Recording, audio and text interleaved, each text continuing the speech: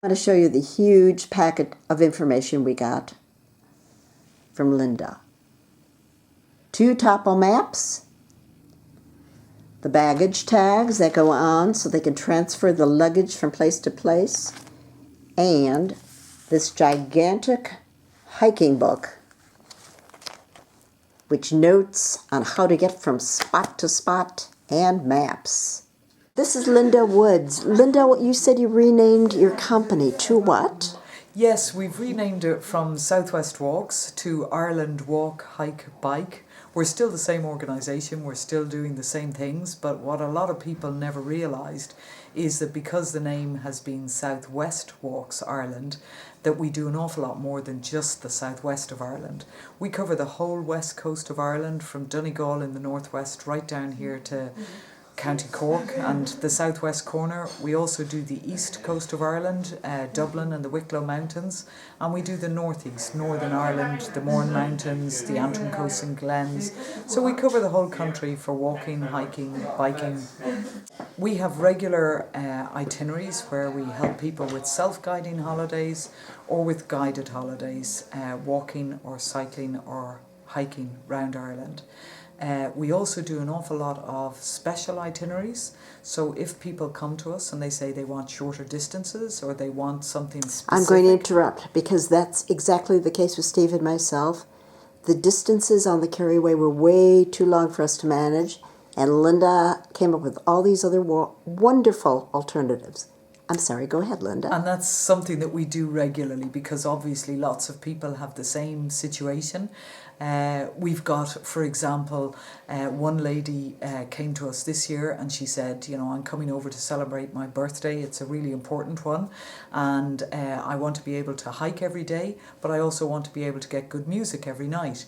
So we organised an itinerary for her that's only 2 stay in 2 locations where we're sure she'll get really great traditional music each night in Doolin, a little village called Doolin, which is the home of traditional Irish music, and then another place called Dingle at the tip of the Dingle Peninsula, which is so well known for Irish traditional music. And she's doing hikes out from those 2 centres each day. I suppose we've agonised for years over how do we grade our walks and what way do we do things. If I'm actually honest, the hiking and the distances on the Dingle Peninsula and on the Ring of Kerry are very, very similar. The Dingle Peninsula is probably a tiny bit easier because you're much closer to civilization all the time. But when you're actually walking the Dingle Peninsula, you wouldn't think you're anywhere near civilization. Linda, what does the guided tour include?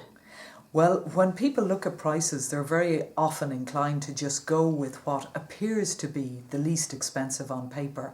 But in actual fact, if you divide out the cost of a guided holiday compared to the cost of a self-guiding holiday, when you allow for the fact that the guided holiday gives you your dinner each night, it gives you a picnic lunch each day, it gives you your Irish guide who's going to be with you for the duration of your holiday, who's going to be able to give you lots of information as you're walking. And also, obviously, the guide is going to be able to say, okay, it's a lousy day, it's raining out of the heavens, let's do something else. So the guide will know all of those things, and the guide has transport at their mercy. So therefore, going on a guided holiday, it might appear on paper to be 25 euro a day more expensive. But when you take into consideration what you're getting on the guided holiday versus what you're getting on the self-guiding, in many cases, it's very, very good value. Having said that, we know and we recognise that people prefer to walk alone, and that's fine too.